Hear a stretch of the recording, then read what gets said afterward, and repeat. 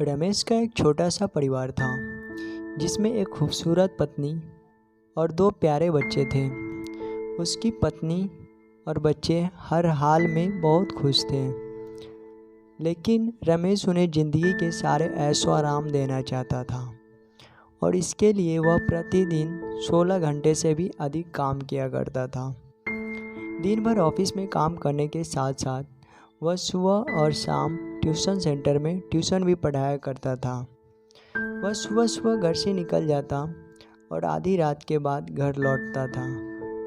बच्चों के लिए उसका चेहरा देखना मुहाल था, क्योंकि सुबह सवेरे उसके घर से निकलते समय बच्चे सोते रहते और देर रात घर में कदम रखने से पहले ही सो चुके होते। हाँ, रविवार को ज़रूर वह घर पर होता, लेकिन उस दिन भी वह किसी न किसी काम में व्यस्त रहता और उसका समय परिवार के साथ न बीतकर काम करते हुए बीतता। परिवार उसके साथ क्वालिटी टाइम बिताने का बस इंतज़ार करता रह जाता। अक्सर उससे कहा करती कि उसे घर में वक्त बिताना चाहिए। बच्चे उसे बहुत मिस करते हैं। उस वक्त वह यही जवाब देता कि ये सब मैं उनके लिए ही तो कर रहा हूँ। बढ़ते घरेलू खर्च और स्कूल खर्च के लिए मेरा ज़्यादा काम करना ज़रूरी है। मैं उन्हें एक अच्छी ज़िंदगी देना चाहता हूँ। रमेश की यह दिनचर्या वर्षों जारी रही। वह यूं ही परिवार को अनदेखा कर कड़ी मेहनत करता रहा। इसका प्रतिफल भी उसे मिला। उसे पदोन्नति प्राप्त हुई, आकर्षक वेतन मिलने लगा। परिवार अब बड़े घर में रहने लगा। खाने पीने और अन्य सुविधाओं की उन्हें कोई कमी न रह गई। लेकिन रमेश का यूं ही काम करना जारी रहा। वह अधिक से अधिक पैसा कमाना चाहता था। पत्नी पूछती थी, आप पैसे के पीछे क्यों भाग रहे हैं? हमारे पास जो है हम उसमें खुश रह सकते हैं। तो उसका जवाब होता कि मैं तुम्हें और बच्चों को दुनिया जहाँ की सारी खुशियाँ देना चाहता हूँ। बस कुछ साल और मुझे मेहनत करने दो। पत्नी चुप हो जाती। बस 2 साल और बीते। इन 2 सालों में रमेश बमुश्किल अपने परिवार के साथ समय बिता पाया।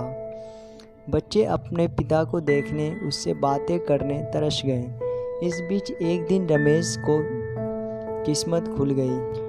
उसके दोस्त ने उसे अपने व्यवसाय में हिस्सेदारी की पेशकश की और इस तरह रमेश एक व्यवसायी बन गया।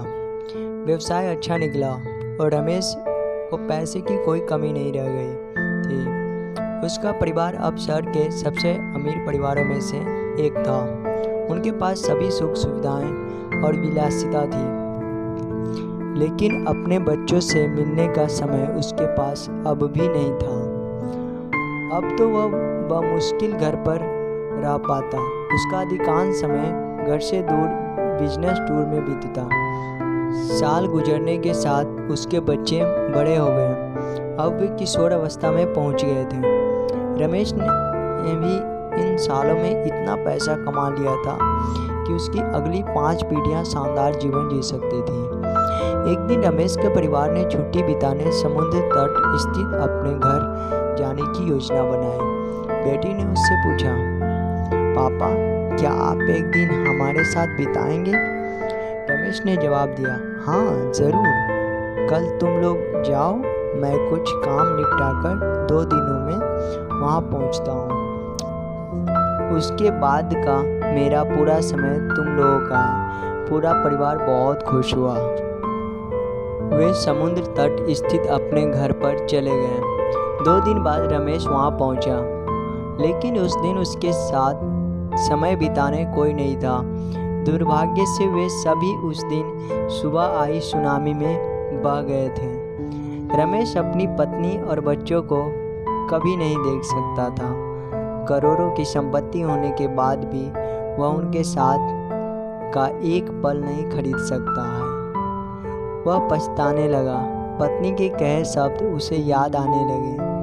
आप पैसों के पीछे क्यों भाग रहे हैं? हमारे पास जो है हम उसमें खुश रह सकते हैं। हाँ दोस्तों, पैसा सब कुछ नहीं खरीद सकता, इसलिए पैसों के लिए अपने परिवार को महत्व देना कम मत करें। पैसा खो देने के बाद फिर से कमाया जा सकता है, लेकिन अपनों को खो देने के बाद दोबारा वापस नहीं पाया जा सकता। धन्यवाद।